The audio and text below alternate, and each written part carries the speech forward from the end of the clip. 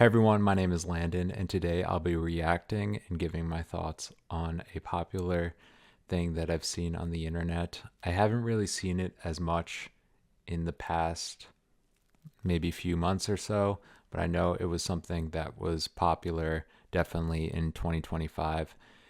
And one of my favorite creators actually gave his own thoughts on dopamine detoxing. So I wanted to see, I wanted to kind of break down what dopamine detoxing is from my perspective and to see if it's worth looking into. I said I was going to keep it simple. I did want to mention that dopamine, it's like been defined in many different ways. And in the social media space, they're kind of using a shortcut of thinking of dopamine as any type of reward that we get, um, even if it's something that it's like that we didn't put much effort into. So it could be like scrolling is a common example. Scrolling, particularly on like social media or just on the internet.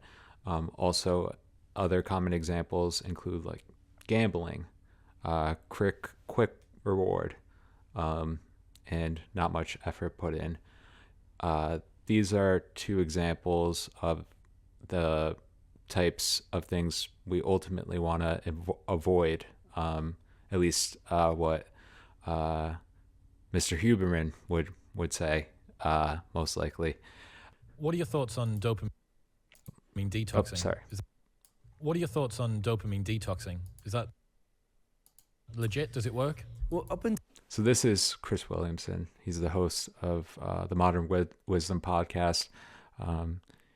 He brings on a lot of different peoples from various fields, and they talk about like a lot of it is like self-improvement pretty much brought to podcast form. Like I used to read these books about self-improvement, but now we are seeing this in an actual video and getting to know like more about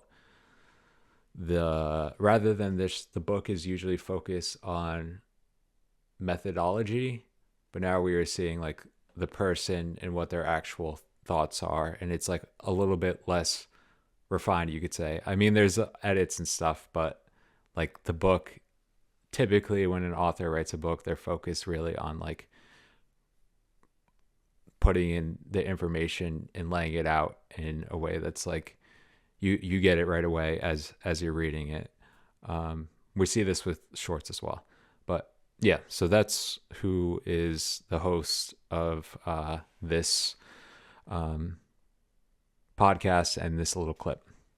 Okay, so we are about to hear about what Mr. Huberman's take is on dopamine detoxing. I don't know if he defined actually what dopamine detoxing is. I kind of wish that he defined it in his own terms, but we will see what he has to say. I'll just call him Huberman for Huberman now instead of Mr. Huberman. I didn't know whether to call him Mr. Huberman, Dr. Huberman, or just Huberman or Andrew, but I'll just call him Huberman for now, just for the sake of the video.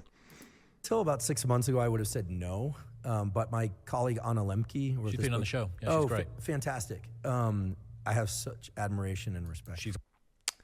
Anna Lemke, she wrote a book about dopamine. I think, what's it called? It's like, I can't think of the name of the book, but I have read the book. Pretty much what she talks about is like there's a baseline level of dopamine, and this is like briefly summarizing her point, but like you get a spike of dopamine and then it follows with like a lower kind of rebound effect from any type of spike of dopamine. And I think Huberman will talk about this in a moment. Right. Yeah, just a brief anecdote. I direct a neuroanatomy course for the medical students at Stanford. I should have known who Anna was, and then one day she came in to give a lecture on dopamine and addiction, and my first thought was, oh my goodness, I have to get her on the podcast, and I want her talking to the world because it's such powerful knowledge. So as you could see, Huberman is definitely excited about this, and at least based off, I don't want to be too biased, but the fact that he's excited to explain this information. This video, I think, was about like a year ago, but I'm not positive. Let's see. Oh no, 3 years ago. So this has been a little bit dated, but I think that his opinion is relatively the same nowadays. So as you can see, he's excited about this, and the fact that he finds this information important and valid shows to you that this might be something that is worth listening to. If people haven't heard that episode already, go listen to Chris talking to Dr. Anna Lemke. I'm going to listen to it. I've listened to all her podcasts that I was aware of, but again, we were talking about it's sometimes hard to find podcasts, so I'm going to listen to that. Cannot listen to her enough times. The dopamine, you asked earlier about the arc of dopamine and how long it lasts. On another note, I just think this aesthetic is just pretty nice. Chris definitely did a good job with this. I personally like it. I like the table. I like the background. I don't know where this is taking place. I think he lives either in Texas or California, but I might have seen this video one time before, I've seen the podcast. I watched the entire podcast, or at least like most of it, but I don't remember like watching back this clip until now. Dopamine detoxing. Yeah. So dopamine detoxing is something that apparently today my short-term working memory is off. I swear I can't. Yerba mate, get that in you. I can't think of any. I'm caffeinated. I can't think of any pharmacologic reason for it, but no excuses. So dopamine detox, I would have thought was not something real. It seemed Just a quick note on that, little like interaction. Like I like how Huberman holds himself to a high standard. Like I said, I like this guy in general, so I think it's a good point that he says, like, it's okay to have excuses in general, but like I like how he holds himself to a high standard. I like the idea of that. I don't know if I can actually hold myself to as high of a standard, but hopefully with these videos I can do the same. kind of silly to me, actually. And I'll tell you why it seems silly and why it still seems silly, but why it may have some utility. But then Dr. Anna Lemke told me that it actually can be quite useful to take some time and space away from social media, certainly from any addictive drugs. That's the treatment for addiction, and restore those dopamine levels to baseline. So I don't think about restoring your dopamine like in this way. I mean, the reality of it is, like, someone like myself, I am on Instagram, and these things are kind of unavoidable. Like, or I should say social media and like the modern things that are commonly recommended not to use. It's just like unavoidable that you're going to end up on there, especially if you want any sort of following. One of my lights, I guess I never had it on, so, but that's no worries.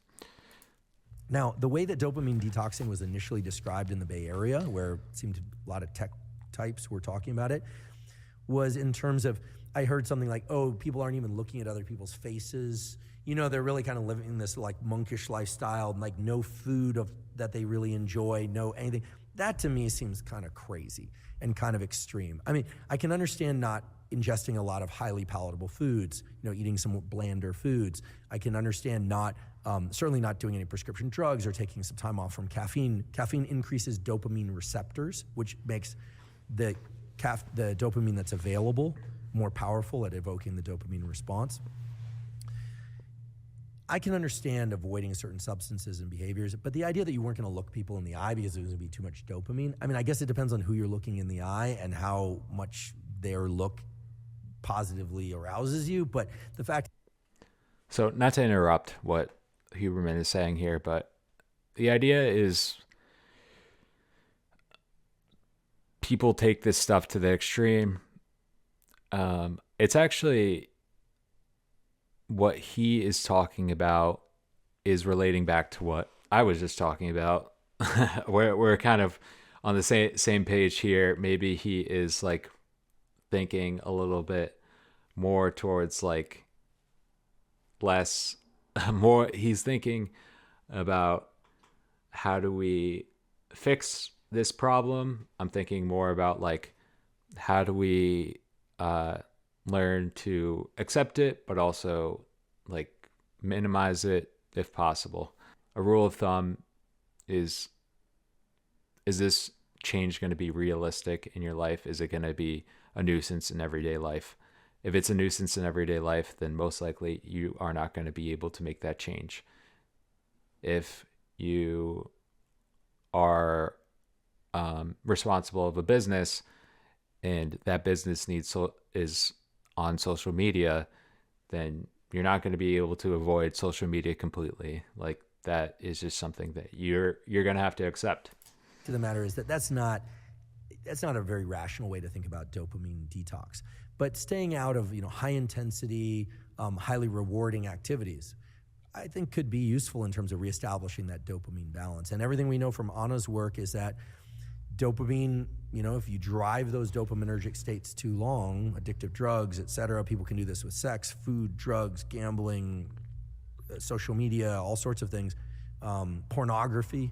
What ends up happening is the amount of dopamine that's released over time goes down and down and down and down and pretty much is traversing into the territory of pain. And then people, again, are back to this thing where, they're scrolling internet porn 8, 9, 10 times or hours a day, and then they're wondering like why this isn't effective for them anymore, whereas it was before. What's happening, people? If you enjoyed that, then press...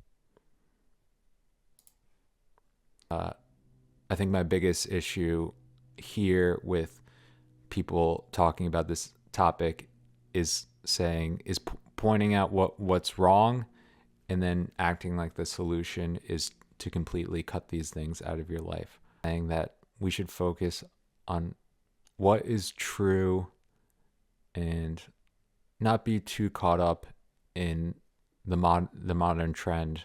I see this so common when I step outside of my house, that everyone's like doing what people are promoting on the internet, especially like nowadays. I think the biggest thing is diet, which there is good aspects to diet.